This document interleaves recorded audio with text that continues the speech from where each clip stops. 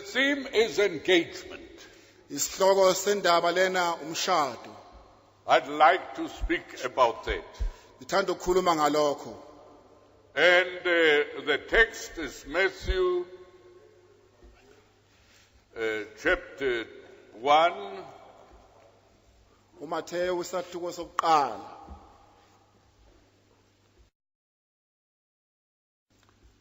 verse 20b. And this verse is very relevant today. It fits perfectly. Incwadi kaMathewu leli verse esiyolifunda kuyivesi elisimangaliso futhi elihambisana kakhulu nale nkonzo yanamhlanje. An angel of the Lord appeared to him in a dream, saying, Joseph, son of David, do not be afraid to take to you Mary, your wife. Phakathi naphakathi evesini lamashumi amabili. Ungesabi ukumthatha uMaria umkakho. All right. Ungesabi ukuthatha uMaria umkakho. Ralph was praying for a girl who he could get engaged to. uRalph bethandaza ekhulekela intombazane angase athembise nayo. And God spoke to him through this verse.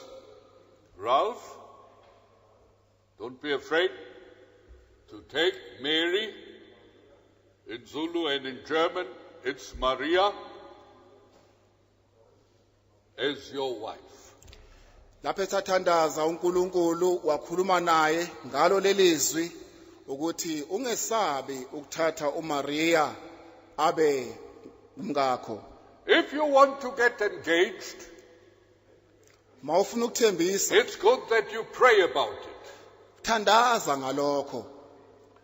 Because boys, girls relationship, that's slippery ice. It's more slippery than ice. Ngoba indaba yobudlelwane phakathi kwabafana namantombazane kuyinto eshelela ngaphezulu kokushelela kweqhwa. Many go wrong, make the wrong decision. Abanye bayaphuma endleleni bathatha inqumo They ezingezona. don't ask God.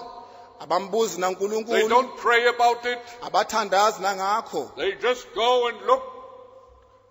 If they find a girl to their liking, it's got the figure as they like, then they think that's the one. And it's not God's will, it is their will. Bayazikhethela behle benyuka befuna intombazane enefika ebukeka kahle ababona ukuthi izobukeka ngaleyo ndlela bayikhethele bengafuni ukuthi intando kaNkulunkulu ithini. The Zulus say the most beautiful peach has got the biggest worm inside. AmaZulu athi ipentshisi elihle ligcwele izibungu phakathi. In the old time, our parents, the old people, when they wanted a wife, they looked whether she wasn't lazy, whether she could cook. But nowadays, that's thrown away overboard. It just goes according to the figure. Like a Coca-Cola bottle upside down. That's a man. But if you put the right way, it's a woman. Ekhathini zakudala abantu babekwazi ukuthi babhekisise kahle bacinga ukuthi le ntombazane abangase bathembise nayo noma bashade nayo kuyintombazane ekhuthele yini engawesabi yini umsebenzi kuhambe ngaleyo ndlela. Namhlanje kuphambene nya nalokho indlela kwakuhamba ngayiqaleni. Abantu bafuna nje kuphela ifika intombazane iyabukeka yini kuhle wena kwebhodlela leCoca-Cola nceke ulibhekise phansi. But the young people nowadays, just a figure. And then they get married to the person. And the person maybe doesn't even know how to bake a cake, potatoes, rice. You want some nice rice and it turns into a porridge. And then you'll have to start teaching her. And whoa, if you don't know how to cook, then you both in the pit. Abasha ke namhlanje abafuni ukuthi bakwenze kube ngendlela kaNkuluNkulu kuphela nje babuka indaba yefika. Amthatheke lo muntu usefika lapha ekhaya akakwazi nokuthi ukupheka iphalishi kuyinto enjani, irice manje yalipheka upheka iphalishi nje sekudingeka ukuthi indoda iqale phansi manje imfundise mangalungi lapho yasuka indaba. And if you pray, make sure that you pray to the right God, not to the wrong one. You can pray to yourself as well. That's wrong. Uma uthandaza thandaza kuNkulunkulu okuyena yena wangempela ngoba mawuthandaza ikhona ingozi ukuthi ungasuka uthandaze kuwena uyisha uNkulunkulu. You know about the girl who was so troubled. Her years were going on and she counted them and she didn't get a husband. She didn't get a husband. She didn't get a husband. They got engaged left and right and they didn't know. She didn't know what to do. She was so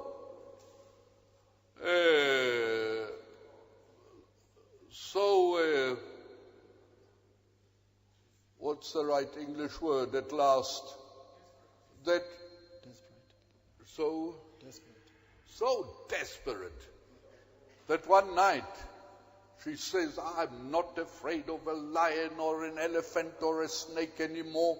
She went out into the dark under a huge tree and she knelt down and prayed. She says, God, please give me a husband.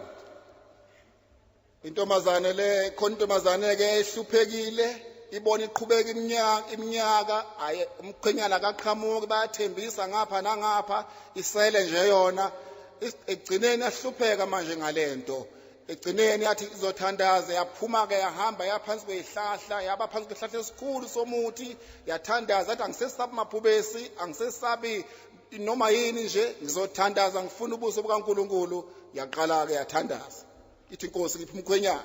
She got so emotional, louder and louder and louder. At last she literally yelled and said, oh God, give me a husband. And she didn't know there was an owl in the tree. And the owl awoke out of the sleep. And the owl said, who? She said, just anybody, Lord, just anybody, Lord.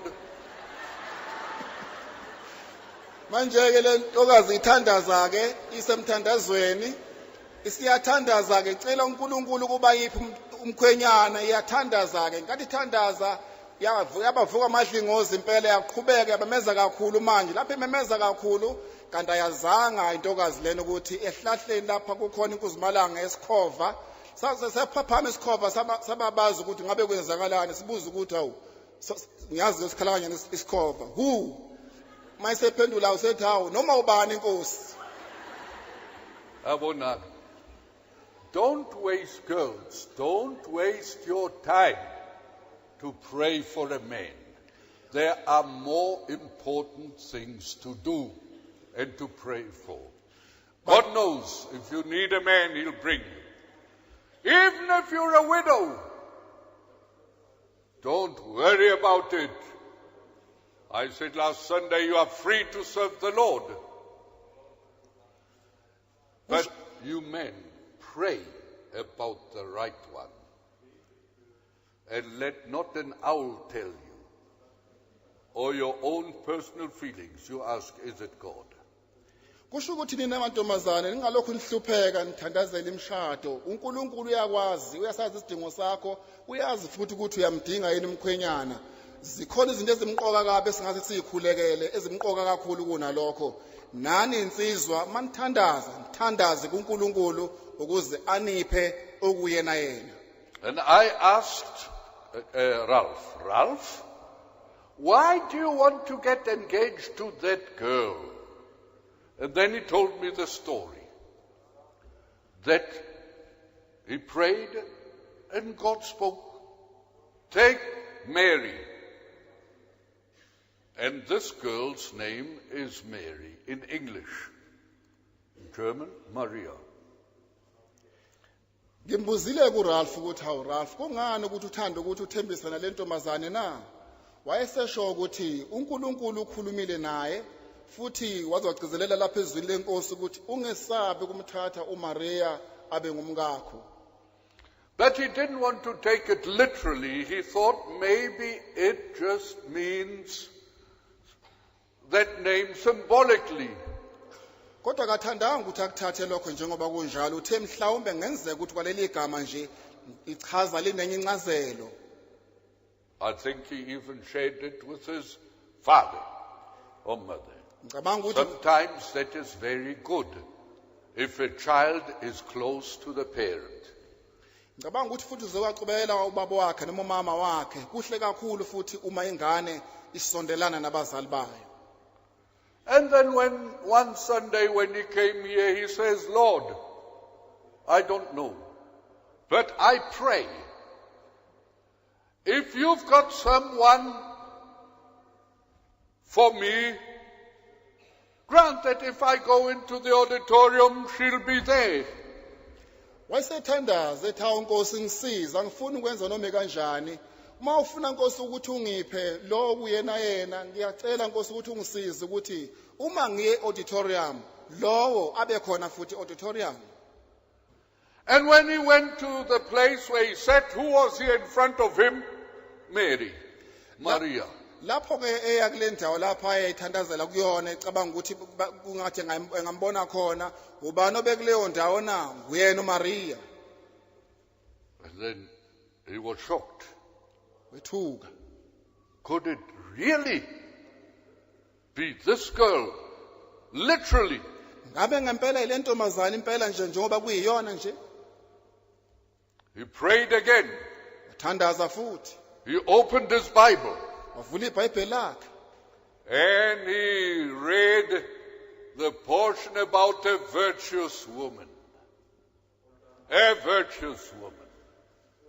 Blessed is he who can find a virtuous woman. She is worth more than pearls or diamonds. And she is a virtuous woman. How she can run a business, not going bankrupt, but making money. Wayesefuna futhi eBhayibhelini efuna isiqiniseko ngalendaba. Wayesefunda futhi ngalo wesifazane ohlakaniphileyo, lo wesifazane lo okwazi ukuthi avuse indlu yakhe, ongakwazi ukuthi avuse ngisho ibhizinisi lakhe ukuze lingawi. That's the grace of God as well, to work forward and not backward. Umusa kaNkulunkulu ukuthi usebenza into yaphambili engabuyeli emuva. And then he said, Uncle Erlo, I say yes. Wayesefika God's will. esethi bamfundisi ngiza kuwena ngithi yebo entandweni kaNkulunkulu. Now I want to tell you this morning, many know my story, but I want to tell you how I got married. Ngithanda namhlanje ekseni ukuthi ngixoxele abanye bayayazi indaba yami. Ngithanda ukuthi ngintshele mina ukuthi mina ngashada kanjani. I hope that it will help some young people. Ngicabanga ukuthi lokho kuyobasiza abanye abasha. When Jesus came into my heart as a young man, Lapho uJesu engena enhlizweni yami njengensizwa, I had no feeling for the Zulus. ngangingenamizwa nemncane nje ngabantu bakwaZulu. But when Jesus came into my heart, Kodwa uJesu engena enhlizweni yami, the first thing into yokuqala I wanted is that the Zulus would experience what I have experienced. ngafisa ukuthi amaZulu ezwe lento ahlangane nalento mina engahlangana nayo. Tennis was my idol. If I didn't play tennis, I was sick. Literally sick. But strangely, when Christ came into my life, the first thing, I had a craving, I had a desire, yearning that the blacks could experience what I experienced. Manje ke itennis mina kwakuyisithixo sami. Uma ngabe ngadlalanga nje kwadlula usuku ngadlalanga itennis bengigula ngiphatheke kabi impela into yangempela. Kodwa kwisimanga lapho uJesu esengena empilweni yami zaguquka izinto engangikufisa kakhulu ngikulangazelela kakhulu ukuthi abansundu bezwe izwi likaNkulunkulu. I had dreams of making money one day because of sport. But when Christ came in, it just changed. Sport wasn't there anymore, and my sport was now to go from hut to hut. Sometimes the huts were full of smoke, and I would sit down and speak to them about God. Manje ke nganginamaphupho amaningi kakhulu ngemali engizoyenza ngakho ukuthi ngibe umdlali ngoba ngikhonze kakhulu itennis nginamaphupho amaningi ukuthi ngiyofinyelela kuliphi lona izinga. Kodwa lapho sekufika ivangeli empilweni yami zashintsha izinto kwathi lokho ngilangazelela kangaka kwaba sekugcineni kwaba manje uba ngilangazelela ukuthi abantu ngingabatshela kanjani ngevangeli. Ngesinye isikhathi bengena endlini zabo lezi zesizwe lokuqa sithandaze kugcwele intuthu ngingene phakathi ngibatshele ngeindaba zenkosi. I left everything, a sport. Money was nothing. I said, I don't worry about my inheritance. I'll go with my broken suitcase and some clothes in there. If I've just got a bicycle, I prayed for a bicycle that I can drive up and down the hills to tell the people about Jesus. Lapho ke zashintsha izinto empilweni yami. Ukuthanda imali nemicabanga amaphupho kwenza imali kwaphela kwashabalala empilweni yami. Ngaba nalomgomo nje ukuthi uma ngingahambisa ivangeli futhi ngikhulekela ukuthi ngingathola nje ibhayisikili engizokwehla nganyuka nalo ngitshela abantu indaba zenkosi ngisebenzisa lona. If I've got a bicycle, I'll pray for a pickup. And if I've got a pickup, I'll pray for a tent. When I've got a tent, then I'll go and preach to the people in the hills, in the countryside. And if it is God's will that I should get married one day, I'll get married after that. Okwaba umgomo wami ukuthi futhi ngaphuma ke nesuitcase lami elidala lali nempahlanyana phakathi ngahambisa indaba kaNkuluNkulu futhi kumkhuleko kwami ukuthi uma uNkulunkulu engiphi ibhayisikili sengiyokhulekela ke manje iveni pickup uma sengitholile ipickup ngikhulekela ukuthi ngithole itende engizohamba ngihloma indawo ngeindawo ngishumayela ivangeli. Uma ngabe kungukuthi ke siyofika isikhathi sokuthi ngishade lokho kuyokwenzeka emva kwalezi zinto. And I went to my parents and I said, God has called me, I'm going. Ngase ngiyakubazali ngabatshela ukuthi uNkulunkulu ngibizile ngakho sengiyaphuma sengiyahamba. I didn't know what my father would say, how he would react. It was easier to speak to the mother. But I remember I went to him and I said, Papa, I feel God wants me to preach the gospel, that I should forsake everything. And he said, Erlo, I'm so glad. Then I'll have at least one son in my family who will be praying for me every day. And it didn't worry him. He wasn't ashamed of the fact. He'd go and tell other people that my child is going to become a preacher. Ngasuka lapho ke ngihamba ngawutshela abazali futhi ngingazi ukuthi ubaba uzoyimukela kanjani le ndaba ngoba ukutshela umama kulula kodwa kuya kubaba akulula futhi ungazi ukuthi baba uzothini. Kodwa ngaqunga isibindi ngaya kuyena ngamtshela ngathi baba ngizwe uNkulunkulu engibiza ukuba ngishumayele ivangeli. Yena wajabula wathokoza wathi kulungile okungenani sengiyazi ukuthi ikhona indodana yami enganeni zami ezokwazi ukuthi ingikhulekele inginxusele uNkulunkulu. Wajabula kakhulu futhi kangangoba wayehamba etshela abanye abantu ukuthi indodana yakhe isiwumfundisi manje ishumayela ivangeli. I had a friend who was very close to me. We were like twins. Nganginomngane wami wayeseduze kwami kwakungathi samawele. And then one day I said, God, if you call me, call my friend as well, then I won't be alone, we'll be two. ngathi hawu Nkosi mawungibiza biza nomngane wami lona ukuze ngingabi ngedwa sibe babili. He attended another school. Yena wayefunda kwesinye isikole. Then he came during the holidays, we were together. Ngesikhathi samaholide ke besihlangana sibe ndawonye. And I wanted to tell him about what happened to me. Manje bengifuna ukumtshela ukuthi kwenzakaleni kimi. But before I could say something, he told me about girls. Kodwa ngingakamtsheli mina yena usengitshela ngentombi nje. And he said, Erlo, you know, boys can sleep with girls. What?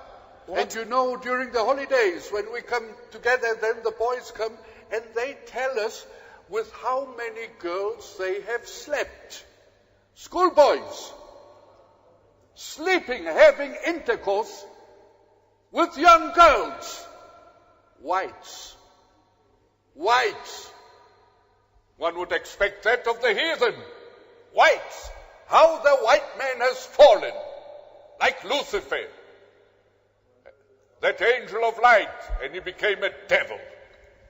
Angitshela khona ukuthi uyazini ngentombi uxoxela ngentombi nanokuthi asho futhi ukuthi mabebuyela esikoleni besuka emaholidini ziyaxoxa ke abafana lapha esikoleni ukuthi bona bahlangane nentombi balala namantombazana amangaki into edabukisayo ukuthi ingane yesikole isizwe sesevangeli ngenye indlela kube isizwe siwa ngalendlela abantu baxoxela izindaba ukuthi balale namantombazana amangaki bona. I can understand why the white man is in such a fate, such a position as he is in South Africa. I can understand it and why some have left. God's blessing can't be upon it, only a curse. The white man has brought a curse upon himself. Ngiyaqonda ukuthi kungani namhlanje ngoba mhlophe isimo sibe njena lapha eNingizimu neAfrika. Abanye baze bashiye lomhlaba abanye noma bekhona laba bebabe sikuhluphekeni ngoba uNkulunkulu akakwazi ukumbusisa umuntu ohamba ngalendlela oqhubeka ngalendlela. And one Sunday afternoon or Saturday afternoon they said, Erlo, come along. So we were a bunch of boys in the car. We went to Lilienthal Church on the way to the cemetery. And suddenly there were a few girls.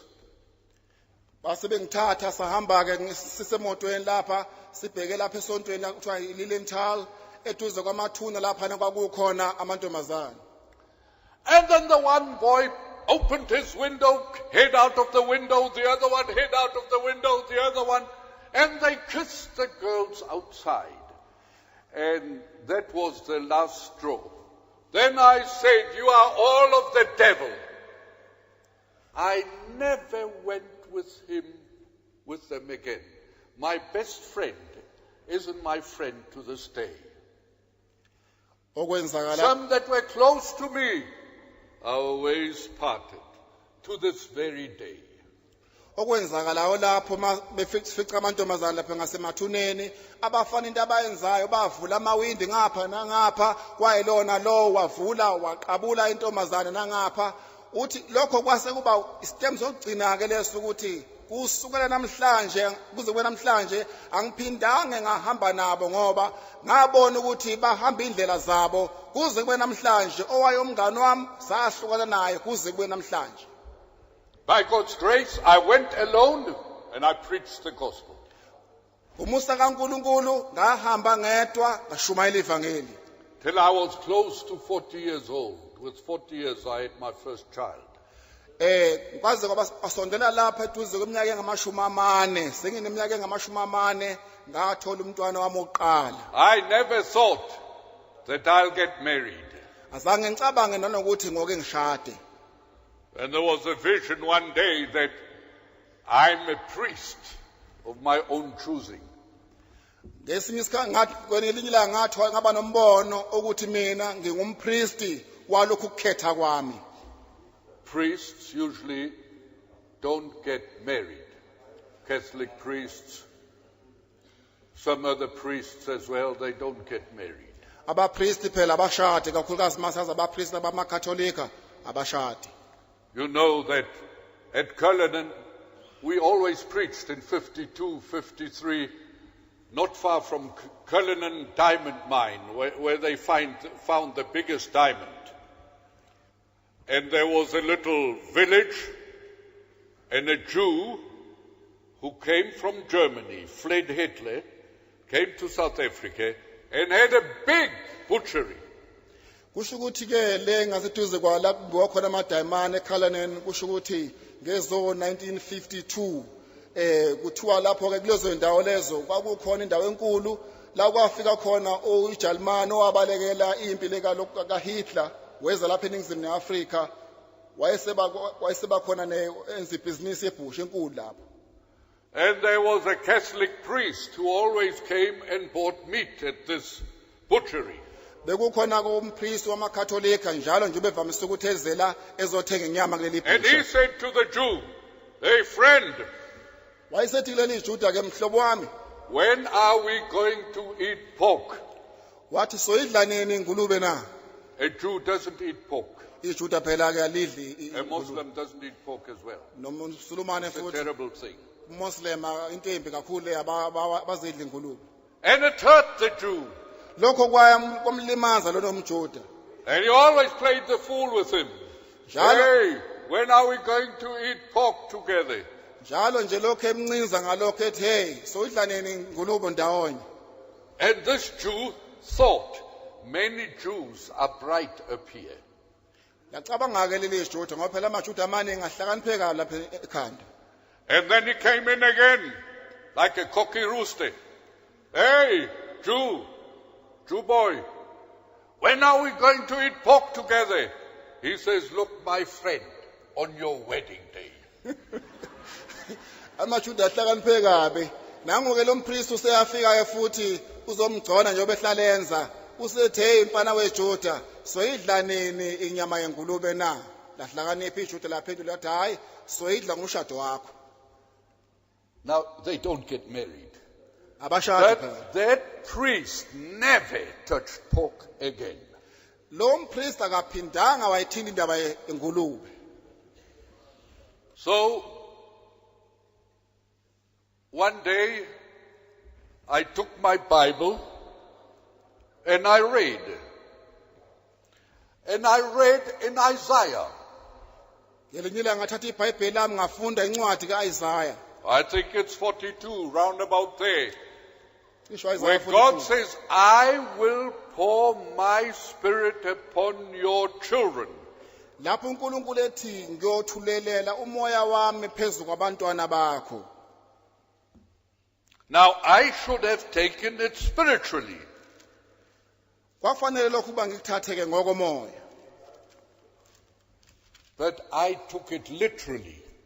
Kodwa ngakuthatha nje njengoba kunjalo. And I said, no, Lord.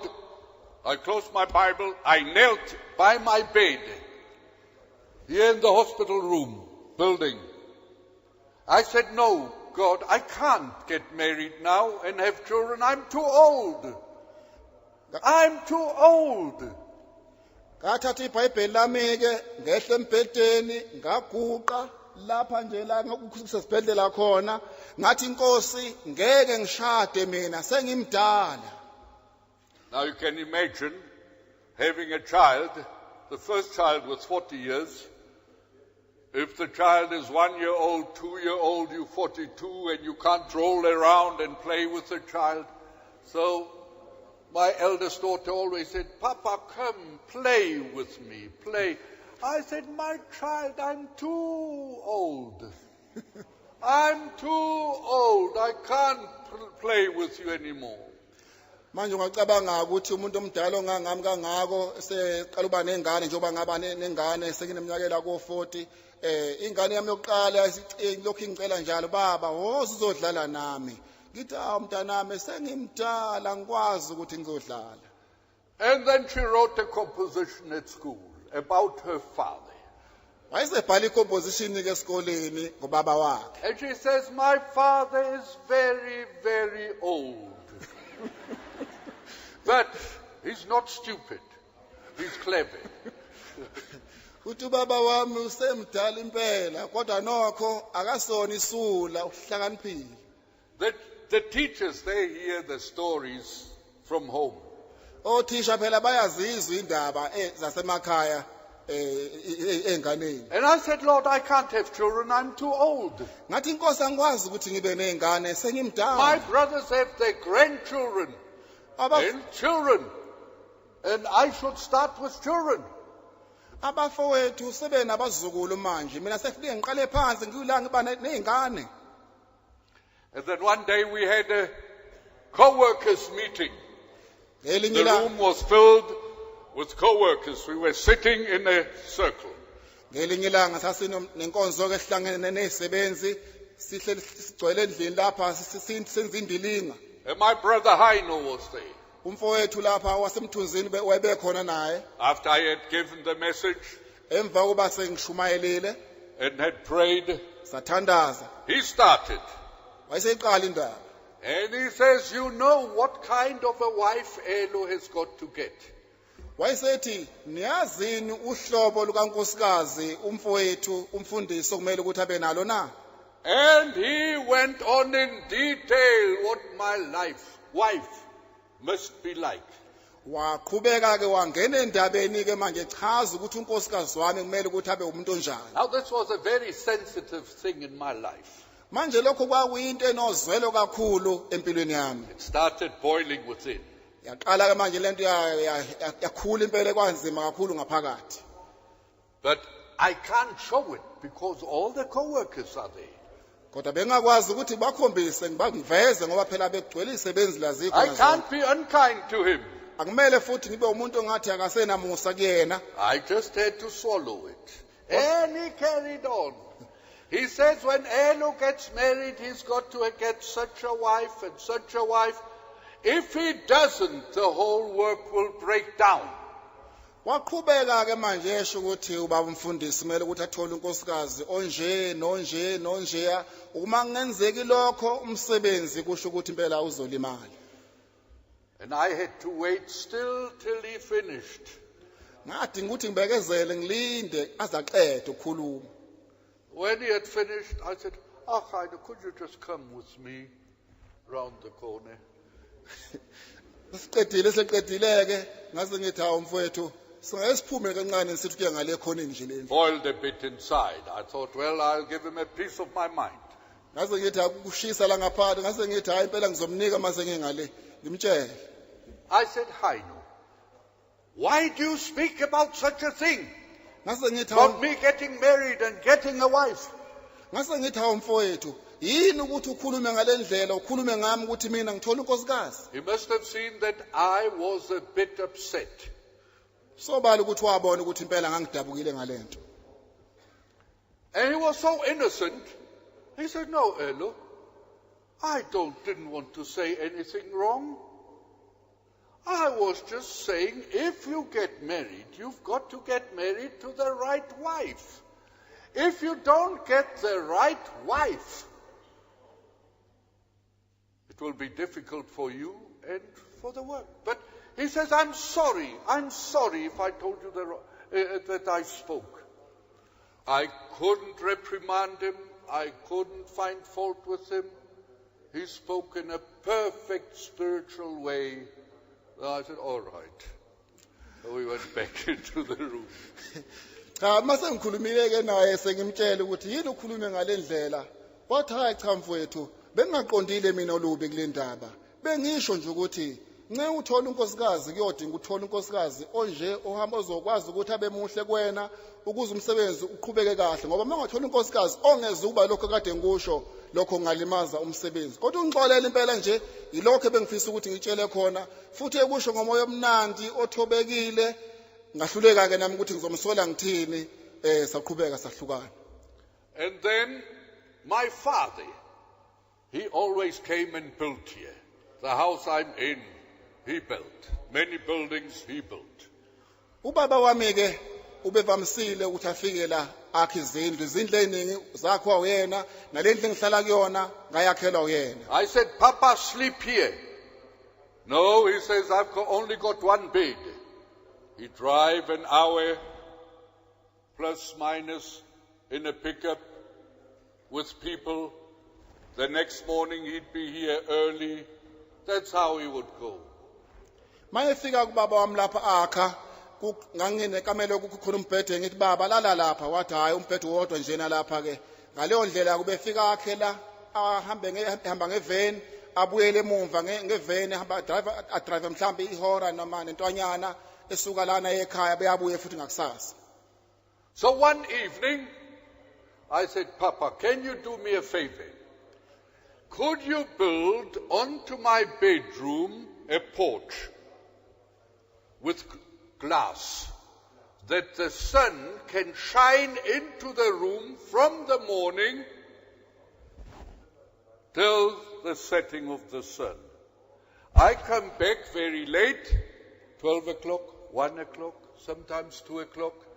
The house is cold, but it would be so nice if I come home and I find the house and the room warm. Ngase ngithi kuyena baba ngangisiza ukuthi ungakhele iporch indawo lapho kuzokwazi ukuthi ibe namaglass ukuzila ngamangabe liqhamuka lihlabe lapha kube khona ukukhanya ngoba kaningi futhi kwindawo ebandayo kwesinye isikhathi ngifika late ngobusuku ngo12 kwesinye isikhathi kuyabanda lapha ungangenzela indle efana naleyo na? And he abruptly said, no, Erlo, I won't do it. I thought I didn't know my father like that. He was always kind to me. Not once that he said he won't do it. All of a sudden he says, no, I won't do it. Masinyane nje waphendula wathi cha ngeke ngize ngakhe lo ndlu kanjalo ngamangala ukuthi ubaba wayengakaza akhulume nami kanje kodwa namhlanje kwenze njani akhulume kanje ucha ngeke ngiyenze lo nto leyo. I said, but Papa, why not? Ngase ngithi baba kungani uthi ngeke ukwenze na? He says, I'll do it when you've got married. Before you get married, I won't do it. Wathi ngiyokwenza lokho uma usushadile ungakashadi ngeke ngikwenze. I said, Papa, don't joke about such things. Ngathi baba ungadlali ngezinto ezinjengalezo. He says, Erlo, I'm not joking. I mean what I say. Wathi cha angidlali ngalokho ngiqinisile ngalokho engishoyo. Before I die, I want to see your little ones. Before I die. Wathi And ngakafa I won't do it. Erlo, I'm telling you the truth. You wathi get married first, then I'll do that. What? I had to be quiet. It was my father. wathi ngakafa nje ngifuna ukuthi ngibone abantwana bakhe abazukulu bami ngifuna ukuthi mawusushadileke bese ke ngiyakwakhela ke lokho kukushoyo ngifuna ukubona unkosikazi wakho. Now you can see it went over months. I got thin. I needn't have to run like my friend here that is a Springbok, runs 5 kilometers. This was like in revival times when we prayed for revival.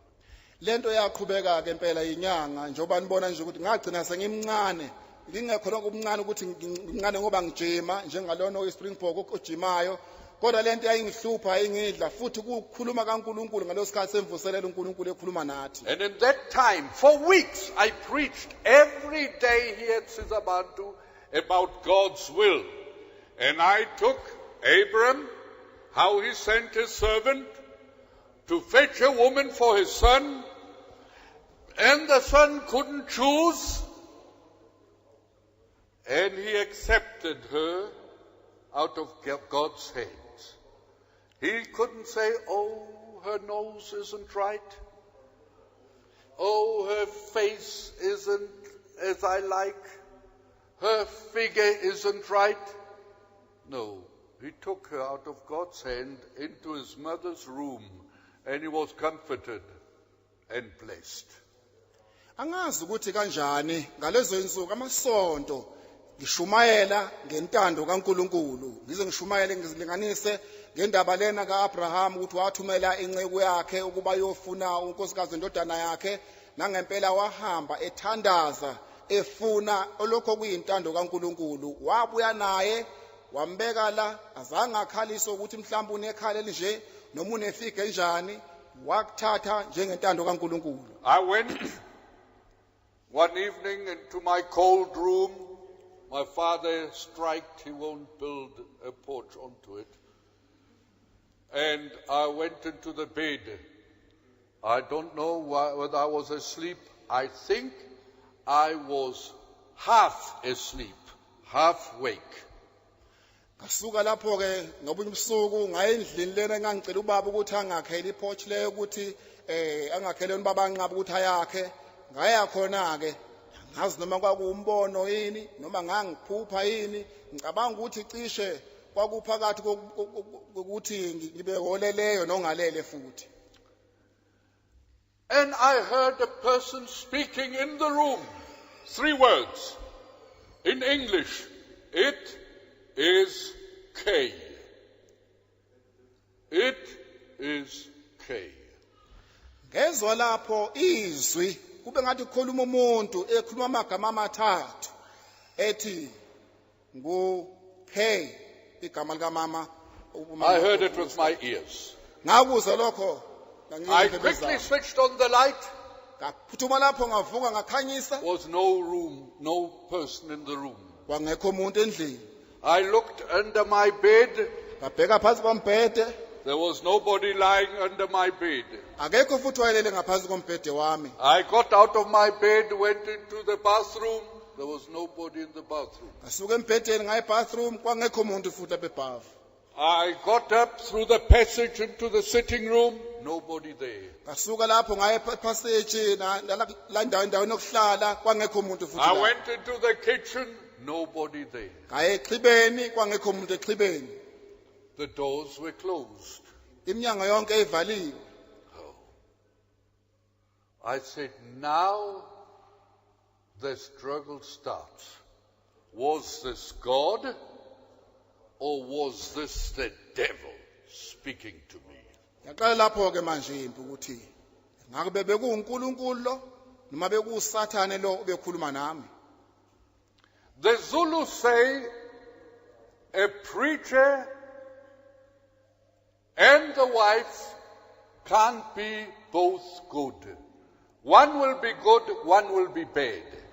AmaZulu ke athi umfundisi ngeke abe nonkosikazi ngendlela omuhle oyedwa phakathi kwabo uzoba muhle omunye abe mubi. Now if I'm kind to the blacks and then they go to my house, they knock at the door and the wife opens with a long sour face, she will spoil everything. Manje ke njengoba mina ngizubizo maqondana nokuthi ngishumayele kwabansundu uma sengithola ke manje umakoti ke manje ongezuba nakho lokhu mina enginakho engikuzwayo ngabansundu sekuqhamuka onsundu ezovula endlini yami esevula umnyango yena eseveza ubuso bude seziyonakala lapho ke izinto. I said, Lord, I can't get married. Ngathi cha Nkosi angikwazi ukushada. And I've got to know, is this God or is it the devil Kakufuneka uba ngiqonde kahle ukuthi speaking to me? ngabe uNkulunkulu noma uSathane lo okhuluma nami na? I said, well, I must test it and prove it.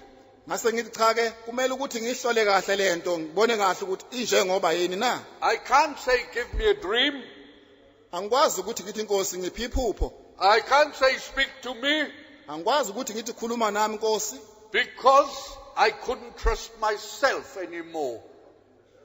ngoba bengingasazethembi kwamina. And I sat in my sitting room. Ngahlala lapha e-sitting room yami. I said, now what shall I do? How will I get out of this mess? Ngathi ngizokwenza njani ngizophuma kanjani lolu bishi na?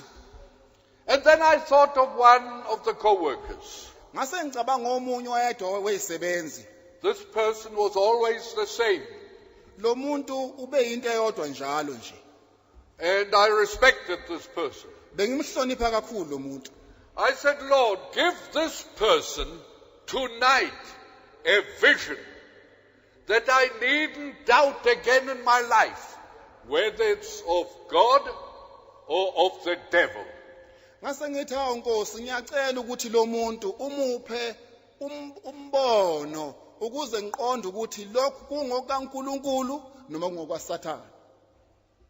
I had not told one soul in this world for about 3 months what I had heard that night. Ngangakaze ngitshele umuntu kulomhlaba inyanga ezintathu lokho engangikuzwile uNkulunkulu ekhuluma ngakho. And as I thought about that, I said, oh God, but I'm a real fool. I'm a donkey. I'm an ass. Now I pray that you will show that person, and then that person knows what is in my heart and keeping me busy.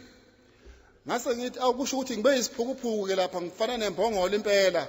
Manje sengithandaza uNkulunkulu ukuthi uNkulunkulu akhombise lo muntu ukuthi kuyini lokho kusenhlizweni yami futhi lokho kuzoba umshikashika uzodala ukuthi ngilwe nalento isikhathi nesikhathi. And then I said in German, aber Herr, du kannst auch durch die Blume sprechen. I don't know what can one say that in English? You can't speak through a flower, can't you? Durch die Blume, that means you don't speak directly, but indirectly, and the person doesn't know what it is about. Ngase ngithi mhlawumbe uNkulunkulu engakhuluma mhlawumbe akhuluma indaba eqhamuke ngenye indlela umuntu futhi umuntu engazi ukuthi lokho ngabe kuchaza ukuthini. Like a missionary, he went to see some black men working in the field. Njengomunye umissionary wayefuna ukubona abanye abansundu abasebenza emasimini. And when he got there, they said, oh, there's a white goat that is troubling us. Always when we work, it goes into the fields and eats everything. But hayi sihlushwa isipoki lapha besho kule missionary. Kukhona isipoki lapha esihluphayo lokho kutshaliweyo siyakudla konke lapha. Imbuzi. Oh. Khona imbuzi emhlophe ehluphayo iqeda konke. And he said, well, why don't you catch and kill that goat? And he didn't know that he was the white goat. The Zulus can talk like that very well. You think they speak about that, in the meantime they're speaking about you. Basebethi laba manje yini wasethi yena yini ningayibulali lembuzi emhlophe na? Kusho ukuthi lo mhlophe bengazi ukuthi basho kuye ngoba abansundu bahlakaniphe kabi bengakhuluma into udideke wena ukuthi kanti le nto bayisho kuye impela. Uye obe imbuzi emhlophe obahluphayo ensimini. Wathi anihlabi ngani nibulale. Bathi hayi kunzima akululu ukubulala kuhlaba leyo mbuzi. Kanti bakhuluma ngaye. Durch die Blume. I said, Lord, you can speak that person won't know what it's about. Ngathi Nkosi ungakhuluma lo muntu ngeke aqonde ukuthi chazani. And as I had said that, knock at my door. Lapho ngisasho lokho nje ngakho ngqongqoze emnyango. Come in. Ngithi ngena. And it was this person. Wangena lo muntu. I said, yes, what would you like? Ngathi ngathanda bangikwenzeleni. Said, may I visit Uncle Friedel at Mapumulu tonight and sleep there? He's invited me so often. Wathi lo muntu ngingakwazini ukuthi ke ngivakashele ubaba kaMaphumulo esho umfowabo omdala kaningi engimema le kaMaphumulo ngakwazi ukuthi ngiye khona. And I thought, oh, things are working out the wrong way. Ngase ngithi kusho ukuthi izinto manje ayisahambi ngendlela ebengicabanga ngayo. Said you can go. Ngase ngithi hayi ungahamba. And as the person left, I called, hey, come back. Lapho esahamba lo muntu ngathi hayi buya. Said when you go, take a pen along. Ngathi mawuhamba thatha ipeni paper. nephepha. You never know. Maybe you have a dream or a vision. Just write it down. Ase ngithi hayi phatha ipeni nephepha ngeke wazi mhlawumbe uNkulunkulu uzokunikeza umbono noma iphupho bhala phansi. The next person, 9 o'clock, 10 o'clock, 11 o'clock, the person doesn't come. Lelo muntu kushawo 9, 10 o'clock, 11 o'clock akabuyi lo muntu. What shall I do now? I can't show that I'm eager to hear. ngizokwenza njani manje angithandi ukumkhombisa futhi ukuthi khona into engilangazelela ukuyizwa I thought, well, this is the time to stay cool. ngase ngithi lesikhathi ngathi ngathula nje Went around, saw the person. I said, hey, just come here. kahamba ngambona lo muntu ngase ngithi awuze ngapha I said, by the way, did you have a dream or anything last night? ngase ngithi kuyena ngakube mhlambe ukhona yini umbono benawo noma iphupho busuku na She says, yes, but it's all deurmekaar. It's just a lot of nonsense. I think I must search my life. There are things wrong. I just dreamt nonsense. I said, oh, doesn't matter. You can bring it, I'll read it. If it's just nonsense, you'll have to search your life and get right with God. utlola lo muntu lona wayesethi cha impela ngibe nalo iphupho kodwa nje awu zixabene ngizinto cishe nje mix masala into nje engayiqondi kahle lena ngenxa yalokho kusho ukuthi impela ngibona ngathi khona izinto engahambi kahle ubaba wayesethi hayi noma ngabe kuyinto enjalo ebona ngaleyo ndlela letha lapha kumele ukuba ngikufunde mangabe ukuthi kuyinto engahambi kahle soba la sekumele ukuthi uyehlola uthandaze uNkulunkulu ngalento And I bring it. She brought it. He brought it. I read. wakuletha ke lokho ayikubhalile ngakufunda I had to speak at the training college. I said, oh, it's going there. She, my wife, taught at the teachers' training college. So I had to speak there. manje kwakufuneka ubaba ahambe aye training college lapho uMamakoti ayefundisa khona manje kwenzeka lezi zinto nje usendleleni ukuthi aye kuleyo ndawo And I got up. There were 3 inspectors that were judging what I'm going to say. The one, whether it's of the Lord. The other one, whether it's biblical. The other, whether it's right. manje ngilapho ke kwakukhona kamajaji ke ayebuka lokho engikukhulumayo ukuthi ngawube kuyinto ekahle yini okukaNkuluNkulu yini futhi ngabe kuqhamuka kuvela kuyena uNkulunkulu When I got into that hall, it was filled with students studying for as teachers. mangifika kulelo holo ke ligcwele abafundi abafundela ubuthisha I got up as an old man. ngisukuma lapho njengendoda endala I said, children, tell me, what is the name of my wife? ngathi bantwana ngitsheleni ubani igama lomkami na They said, no, that's not fair. You can't ask us the name of your wife. You are not even married yet. bathi cha asikwazi ukuthi wena ungabuza ukuthi ubani igama likankosikazi wakho ingani futhi wena wakashadi That's not fair. You can't ask us such a question. akulungile awukwazi ukusibuza You're not umbuzo even nje married. awushadile futhi Then I said, look, students, I can guarantee before heaven and earth that what I heard that night was the living God speaking to me. ngase ngithi bantwana ngiyagaranta lokhu uNkulunkulu akhulume nami ebusuku lapha yana ngiyagaranta ukuthi bekukhulunywa uNkulunkulu I had my answer. ngase ngithola impendulo yami But it was still difficult. nokho I would bekusenzima say this. We tried to evade the issue. But time has passed. It's just about 1 o'clock. I must stop.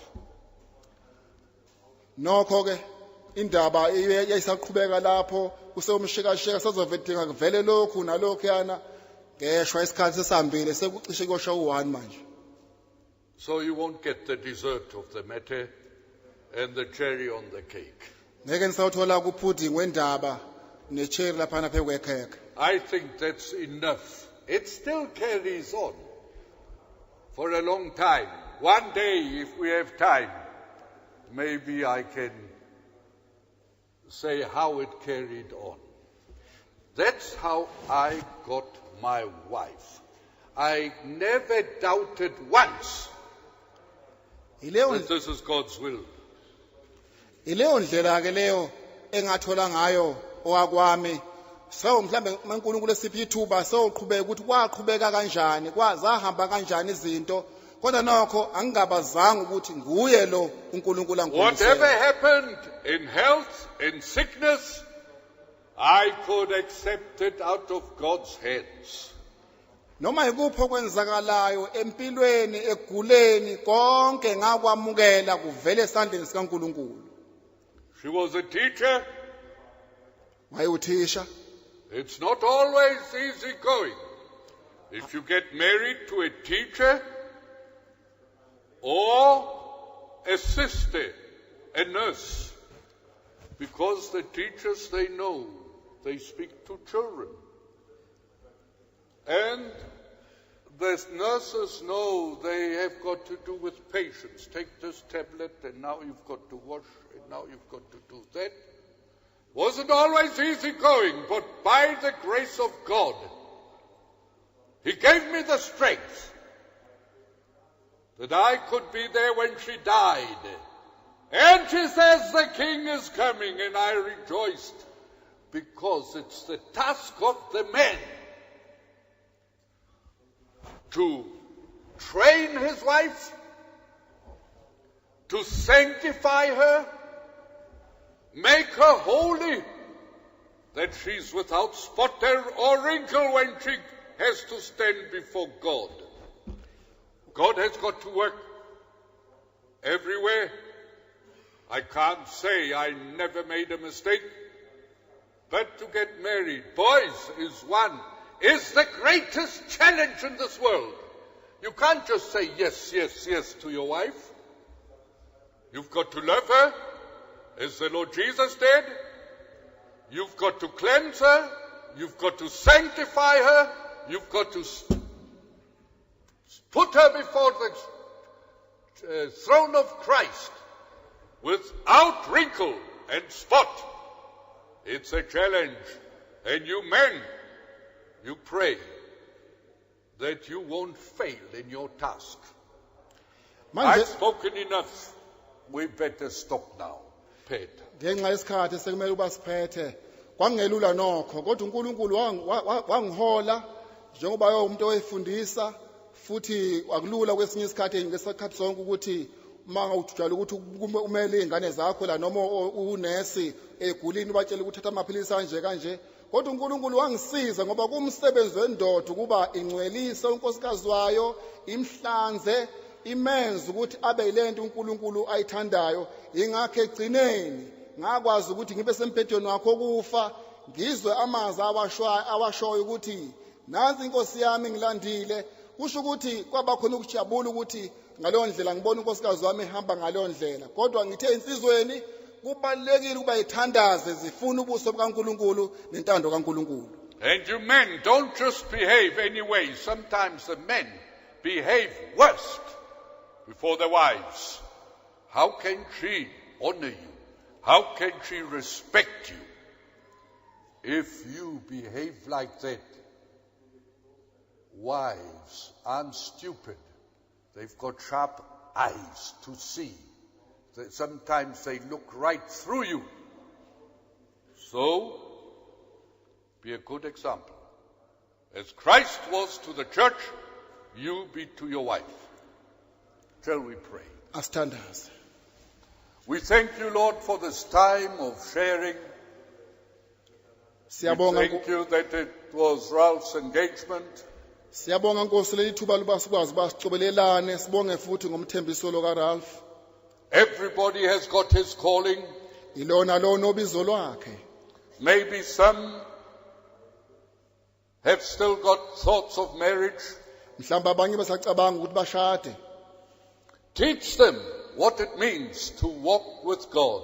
Bafundise Nkosi ukuthi kuyini ukuhamba noNkulunkulu. That they won't take any step out of their own, but look up to you and say, God, take my hand and lead me.